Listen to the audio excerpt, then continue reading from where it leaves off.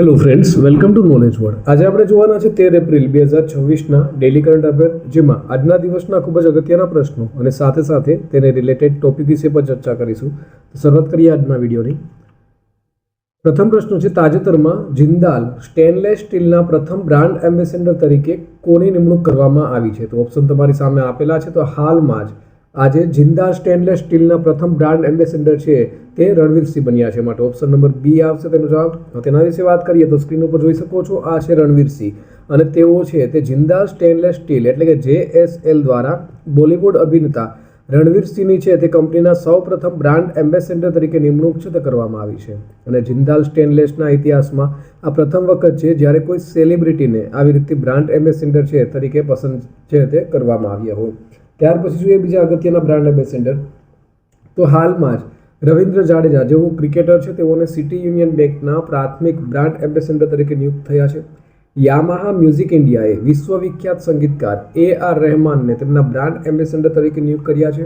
તો Mahendra Singh Dhoni Bajaj Pune grand tour 2026 માટે goodwill ambassador છે તે બન્યા છે. જાહ્નવી કપૂર છે તેઓને ન્યૂ બેલેન્સના પ્રથમ ભારતીય એમ્બેસેડર તરીકે નિયુક્ત થયા છે.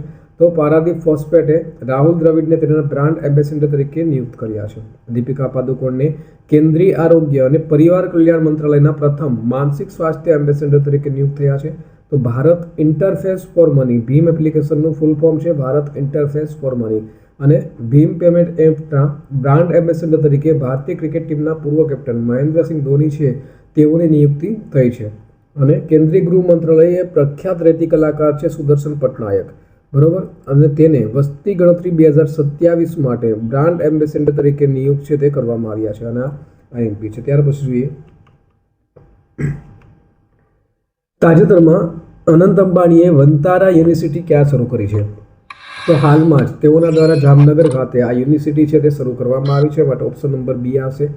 તેના વિશે વાત કરીએ તો અનંત અંબાણી, જેમ તમે સ્ક્રીન ઉપર જોઈ શકો છો, આ છે અનંત અંબાણી અને તાજેતરમાં ગુજરાત રાજ્યના જે જામનગર છે ત્યાં વંતારા યુનિવર્સિટી છે તે શરૂ કરવાની જાહેરાત કરી છે. અને આ જે જાહેરાત છે તેઓના જન્મદિવસ નિમિત્તે આ યુનિવર્સિટી છે તેનો પાયો નખાયો છે. અને આ જે વન્યજીવ સંરક્ષણ અને પ્રાણી ચિકિત્સા વિજ્ઞાન છે તેને સમર્પિત છે અને વિશ્વની પ્રથમ સંકલિત વૈશ્વિક યુનિવર્સિટી છે ત્યાં હશે. અને ભારતને આ ક્ષેત્રમાં ગ્લોબલ હબ તરીકે સ્થાપિત કરવાનો અને વન્યજીવોના કલ્યાણ માટે પ્રોફેશનલ તૈયાર કરવાનો તેનો હેતુ છે. નેક્સ્ટ જોઈએ હવે. તો હાલમાં જ વડાપ્રધાન નરેન્દ્ર મોદીએ ગુજરાતના અમદાવાદ જિલ્લામાં આવેલા સાણંદ ખાતે કેન્સ સેમિકોન છે આ પ્લાન્ટનું ઉદ્ઘાટન હમણાં કર્યું છે. ગુજરાત રાજ્ય યુનિફોર્મ સિવિલ કોડ એટલે કે UCC છે બિલ પસાર કરનારું ભારતનું બીજું રાજ્ય છે તે ગુજરાત બન્યું છે. ફર્સ્ટ કોણ હતું? ઉત્તરાખંડ. ગુજરાત પોલીસ દ્વારા નરિત AI નામનું આર્ટિફિશિયલ ઇન્ટેલિજન્સ એટલે કે AI ટૂલ છે તે લોન્ચ કરવામાં આવ્યું છે.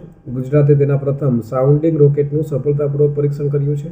ગુજરાત સરકારે ઉચ્ચ કૃષિ ક્ષમતા ધરાવતા 500 ગામોને કુદરતી ખેતી ગામો તરીકે વિકસાવવાની યોજના જાહેર કરી છે. અને ગુજરાત સરકારે AQI અને તળાવોના સ્વાસ્થ્ય પર દેખરેખ રાખવા માટે લેક એન્ડ એર વોચ આ જે પહેલ છે તે શરૂ કરી છે. અને ગુજરાત સરકારે હર સ્ટાર્ટ 5.0 નામની એક મહત્વપૂર્ણ પહેલ છે તે શરૂ કરી છે. અને જમ્પ સ્ટાર્ટ અભિગમનો ઉપયોગ કરી અને ગંભીર રીતે જે લુપ્તપ્રાય છે ગ્રેટ ઇન્ડિયન બસ્ટાર્ડ, જેને આપણે ઘોરાડ તરીકે ઓળખીએ છીએ, તેના બચ્ચાનો જન્મ ગુજરાત રાજ્યના કચ્છમાં થયો છે. ત્યાર પછી જોઈએ ભારતના નકશામાં ગુજરાતનું સ્થાન. તો ભારતના નકશામાં પશ્ચિમ દિશામાં ગુજરાત છે તે આવેલો છે. તેનો સ્થાપના દિવસ છે તે 1 મે 1960 એટલે કે ગુજરાત રાજ્ય સ્થાપના દિવસ તરીકે ઓળખાય છે. હાલના મુખ્યમંત્રી છે શ્રી ભૂપેન્દ્રભાઈ પટેલ. રાજ્યપાલ છે શ્રી આચાર્ય દેવવ્રત. પ્રથમ મુખ્યમંત્રી હતા ડૉક્ટર જીવરાજ મહેતા અને પરીક્ષામાં વારંવાર પૂછાઈ ચૂક્યો છે. પ્રથમ રાજ્યપાલ હતા શ્રી મહેંદી નવાબ જંગ. તો આ પ્રશ્ન છે તે પણ વારંવાર પૂછાઈ ચૂક્યો છે. ગુજરાતની યુનેસ્કો વર્લ્ડ હેરિટેજ સાઇટ નીચે મુજબ છે: ચાંપાનેર, પાવાગઢ, આર્કિયોલોજીકલ પાર્ક 2004માં, રાણીની વાવ 2014માં, ઐતિહાસિક શહેર અમદાવાદ ભારતનું પ્રથમ હેરિટેજ સિટી છે 2017માં. આ પ્રશ્ન પૂછાઈ ચૂક્યો છે. ભારતનું પ્રથમ હેરિટેજ સિટી કયું છે? તો અમદાવાદ. અને ધોળાવીરા કચ્છ, જેને 2021માં હડપ્પન સંસ્કૃતિનું સ્થળ તરીકે લીધું છે. ત્યાર પછી જોઈએ, તો તાજેતરમાં સંરક્ષણ મંત્રાલયે કયા શહેરમાં રણસંવાદ 2026 નામનું ત્રિસેવા સેમિનારનું આયોજન કર્યું હતું? તો આ જે રણસંવાદ છે તેનું આયોજન છે તે બેંગલુરુ ખાતે થયું હતું. માટે ઓપ્શન નંબર સી આવશે.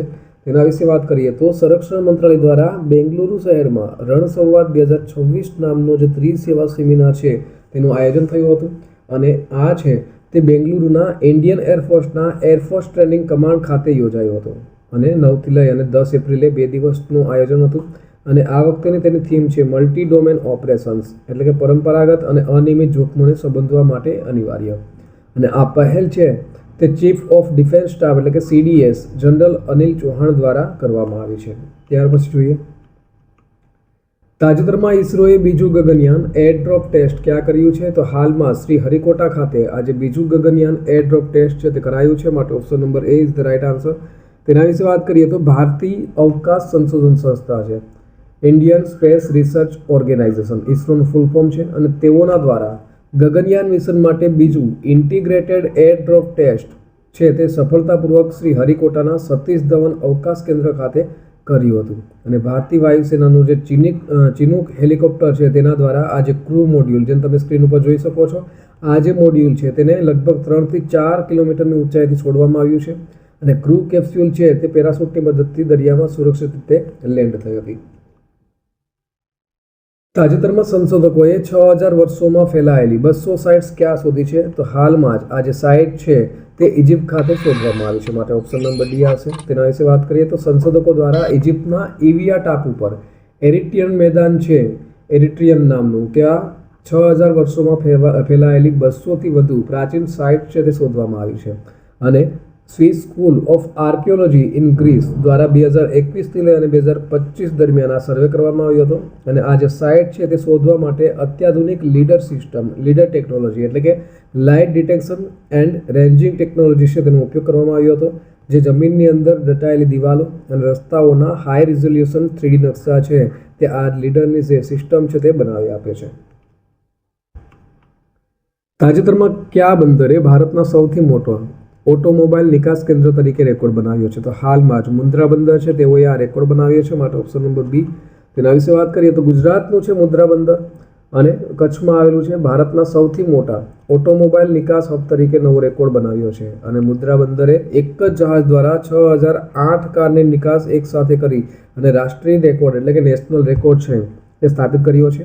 અને આ નિકાસ છે તે બંદરના અત્યાધુનિક રોરો ટર્મિનલ દ્વારા શક્ય બની છે, જ્યાં વાહનોને સીધા જ જહાજમાં ચડાવી કે ઉતારી શકાય છે. અને આ બંદરનું સંચાલન છે તે Adani ports and special economic zone દ્વારા કરવામાં આવે છે. તાજેતરમાં UN committee on economic, social and cultural રાઇટ્સમાં કોની નિમણૂક કરવામાં આવી છે તો હાલમાં જ પ્રીતિ શરણ છે તેઓની નિમણૂક આમાં કરાઈ છે, માટે ઓપ્શન નંબર B આવશે.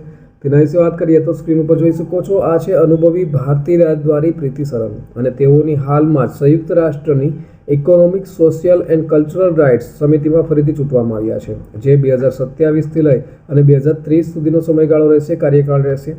અને ભારત છે તે આ સમિતિમાં બિનહરીફ રીતે ચૂંટાયું છે, જે ભારતની વૈશ્વિક રાજદ્વારી સ્વીકાર્યતા દર્શાવે છે.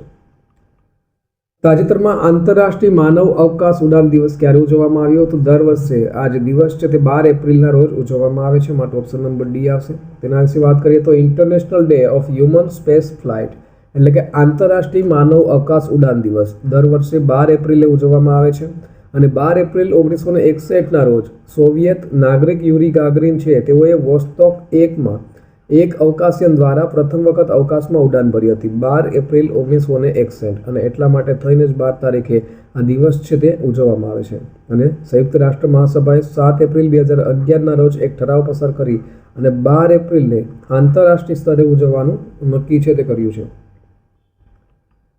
તાજેતરમાં કયા રાજ્યમાં 25મી all India water sports cluster championship યોજાઈ હતી તો હાલમાં જ આ જે ચેમ્પિયનશિપ છે તે ઉત્તરાખંડ ખાતે યોજાઈ હતી, માટે ઓપ્શન નંબર A આવશે. તેના વિશે વાત કરીએ હવે તો 25મી all India police water sport cluster championship છે તે ઉત્તરાખંડ રાજ્યમાં યોજાઈ હતી. અને આ જે સ્પર્ધા છે તે ઇન્ડો તિબેટિયન બોર્ડર પોલીસ એટલે કે ITBP દ્વારા 8થી લઈ અને 12 એપ્રિલ 2026 દરમિયાન ટિહરી તળાવ ખાતે ઉત્તરાખંડના મુખ્યમંત્રી છે પુષ્કરસિંહ ધામી તેમના દ્વારા આ સ્પર્ધાનું વર્ચ્યુઅલ રીતે ઉદ્ઘાટન છે તે કરવામાં આવ્યું હતું. ત્યાર પછી જોઈએ હવે તાજેતરમાં આરબ લીગના નવા સેક્રેટરી જનરલ તરીકે કોની નિમણૂક કરવામાં આવી છે તો હાલમાં જ નાબિલ ફહમી છે તેઓની નિમણૂક કરાઈ છે, માટે ઓપ્શન નંબર C આવશે. તેના વિશે વાત કરીએ હવે તો આરબ લીગના નવા સેક્રેટરી જનરલ તરીકે ઇજિપ્તના જે પૂર્વ વિદેશ મંત્રી છે નબીલ ફાહમી જેને સ્ક્રીન ઉપર જોઈ શકો છો તેમની નિયુક્તિ થઈ છે અને તેમનો કાર્યકાળ છે તે 1 જુલાઈથી શરૂ થશે અને 5 વર્ષ સુધીનો રહેશે અને તેઓ છે તે જનરલ અહેમદ અબુલ ઘેઈદ છે તેનું સ્થાન લેશે। ત્યાર પછી જોઈએ તાજેતરમાં ભારત અને કયા દેશે પુનાત્સંગ છુ 2 ટેરિફ પ્રોટોકોલ પર હસ્તાક્ષર કર્યા છે? તો હાલમાં જ આજે ભારત અને ભૂતાન વચ્ચે આ હસ્તાક્ષર થયા છે, માટે ઓપ્શન નંબર બી આવશે। તેના વિશે વાત કરીએ હવે તો ભારત અને ભૂતાન દ્વારા પુનાત્સંગ છુ 2 હાઇડ્રો ઇલેક્ટ્રિક પ્રોજેક્ટ છે તેના માટે ટેરિફ પ્રોટોકોલ પર હસ્તાક્ષર કર્યા છે અને જે ભૂતાનના થિમ્પુ ખાતે ભારતના કેન્દ્રીય ઉર્જા મંત્રી મનોહરલાલ અને ભૂતાનના ઉર્જા અને પ્રાકૃતિક સંસાધન મંત્રી છે લ્યોનપો જેમસેરિંગ તેના વચ્ચે આ જે પ્રોટોકોલ છે તેના પર હસ્તાક્ષર થયા છે અને આ જે પ્રોજેક્ટ છે પુનાત્સંગ છુ 2 એ 1020 મેગાવોટની ક્ષમતા ધરાવતો હાઇડ્રો ઇલેક્ટ્રિક પ્રોજેક્ટ છે।